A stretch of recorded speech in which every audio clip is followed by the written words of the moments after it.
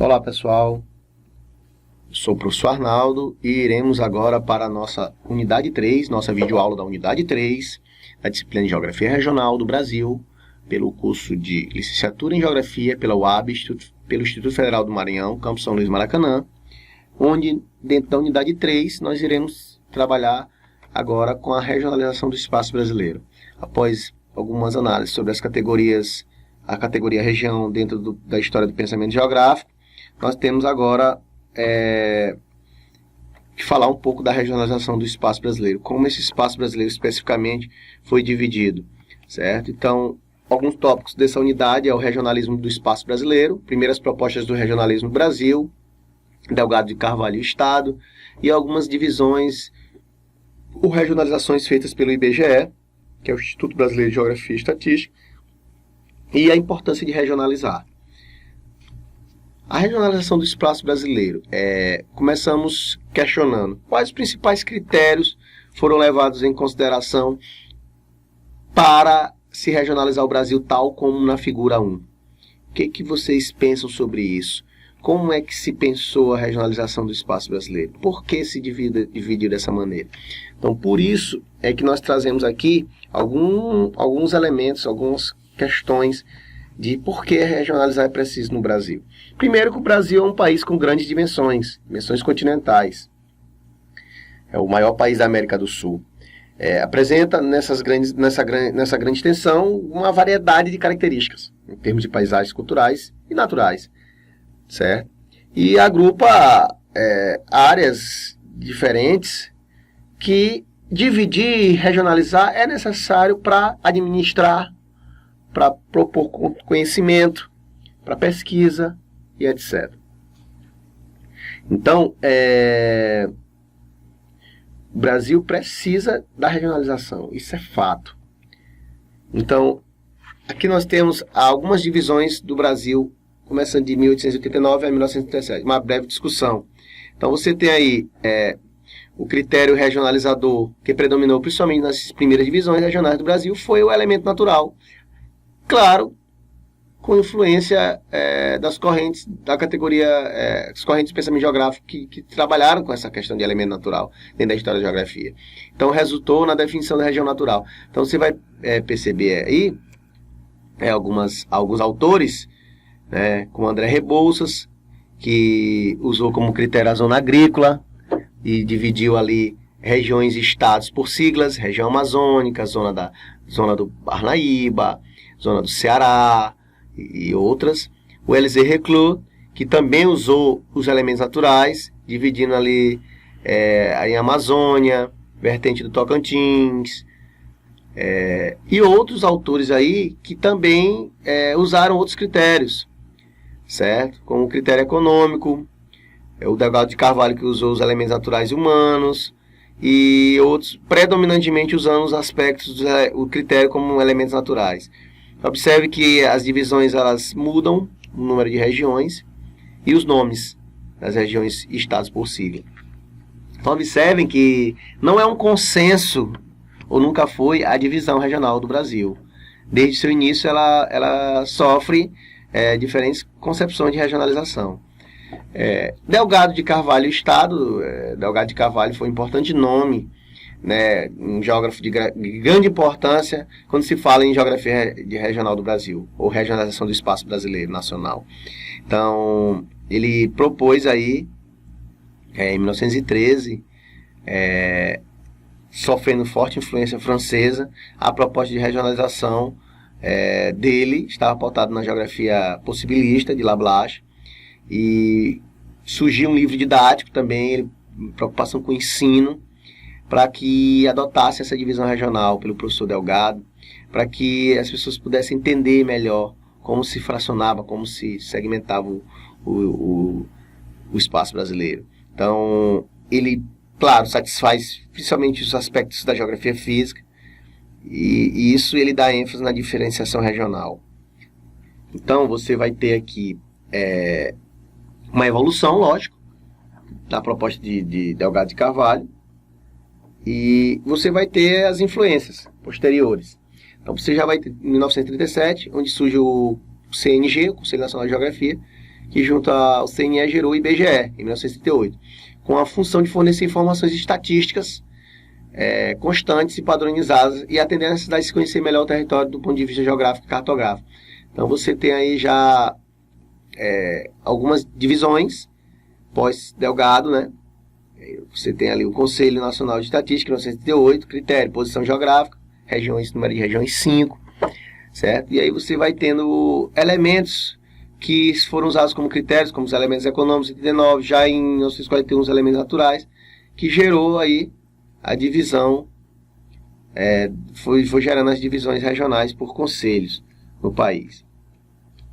Aí você tem o IBGE, né, que é a fusão de dois órgãos, surge o IBGE, que é o Instituto Brasileiro de Geografia e Estatística, que já vai dividir o Brasil em macro-regiões ou grandes regiões. É importante você compreender que o IBGE surgiu num período histórico, em que o crescimento econômico passava cada vez mais a ter o Estado como agente regulador e planejador da atividade industrial. Foi aprovada em 1942 a primeira divisão regional oficial do Brasil, composto por 5 grandes regiões, Norte, Nordeste, Leste, Sul e Centro-Oeste. Então foi considerada como empirista, sob o ponto de vista da abordagem metodológica, visto ter sido conhecimento do real do objeto, no caso territorial nacional, para a base da referida divisão. No Anuário do Estatístico do Brasil, em 1908, o IBGE adotou e publicou a divisão, então em uso, o Ministério da Agricultura estabeleceu 5 grandes regiões, que além dos aspectos físicos também era levado em consideração os aspectos socioeconômicos. Já em 1942 e 43, com a criação de novos territórios federais, a divisão anterior sofreu revisões. A regionalização, então, proposta em 45 é de 7 regiões. Então, como eu falei anteriormente, não há um consenso, uma uniformidade nessa divisão. Então, o território de Fernando de Noronha foi criado em 42, incluído na região Nordeste Oriental. Em 43 foram criados os territórios federais de Guaporé, Rio Branco e Amapá, compondo a região Norte. O território federal de Iguaçu, incluído na região Sul, e o de Ponta Porã, na região Centro-Oeste, como o mapa nos aponta.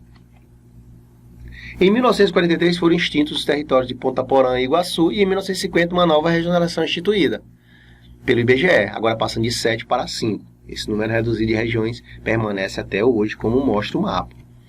Em 1960, certo, você tem aí uma nova regionalização. Não é criada uma nova regionalização, desculpa, mas é bom lembrar que a divisão em grandes regiões tinha que acompanhar as transformações que estavam ocorrendo na divisão em estados e territórios do país. Assim, a regionalização instituída em 1950 muda bastante na década de 60. Vejamos mudança da denominação do território federal de Guaporé para território federal de Rondônia. Inauguração do Distrito Federal, Brasília, com a consequente transferência da capital do país da região leste para a centro-oeste e a criação do estado da Guanabara. Então, houve, mesmo não mudando as regiões, em número de 5, houve sim mudanças nas unidades dos estados, né, as unidades administrativas. Essa regionalização foi instituída em 1970 pelo IBGE, em 67, revista em 1969 e oficializada em 70, na verdade. O país ganha o desenho regional, abandona-se o termo leste e nasce o sudeste. O território federal do Acre eleva-se para a categoria de estado e ocorre a mudança de denominação do território federal do Rio Branco para o território de Roraima.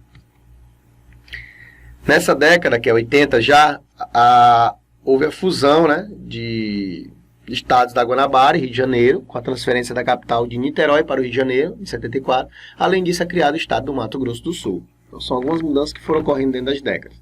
Em 90, criada em 89, mas publicada em 90, com a Constituição de 88, ficam definidas mudanças na divisão do país em regiões que perduram até hoje.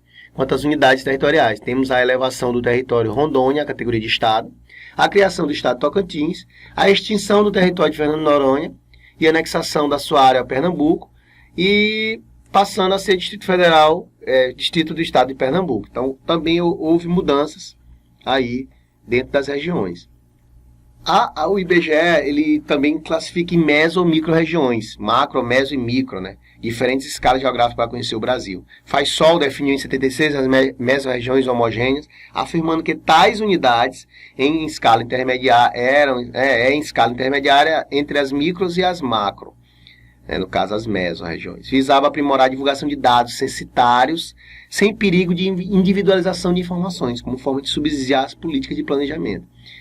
Então, a ideia de dividir em macro, meso e micro é para que se tenha melhor entendimento detalhado do mapa conceitual regional do país, certo? Então você tem aqui um mapa, por exemplo, de mesorregiões, são as macro, que somente são 5, e um de micro. Você percebe o detalhamento que é, no caso, esse fracionamento do espaço a fim de atender e explicar melhor a regionalização do país. Então você tem aqui, para entender melhor as mesorregiões e micro-regiões, você tem aí um quadro, uma tabela de transformação da divisão municipal entre 1989 e 2007. O que nós vamos perceber é que o número de municípios, ele, claro, irá aumentar, certo? Na maioria dos casos, na maioria dos estados, aumenta. Isso quer dizer o quê? Que cada vez mais o espaço se fragmenta, se regionaliza, a fim de se administrar melhor, a fim de se entender melhor o espaço. Claro que com uma série de fatores e interesses também por detrás. O IBGE também ele faz uma classificação em 2 tipos de regiões: regiões funcionais urbanas e regiões metropolitanas.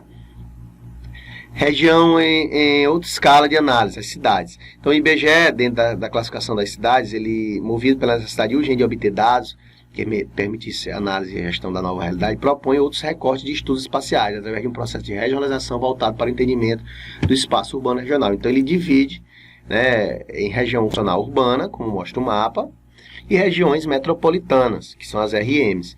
Então, nas regiões funcionais urbanas, o sistema é um sistema hierarquizado de divisões territoriais e de cidades, que podem servir de modelo tanto para uma política regionalizada de desenvolvimento, como para orientar a racionalização do suprimento de serviços de infraestrutura. Então, a região funcional polarizada é aquela que necessita essencialmente de um polo nó, certo?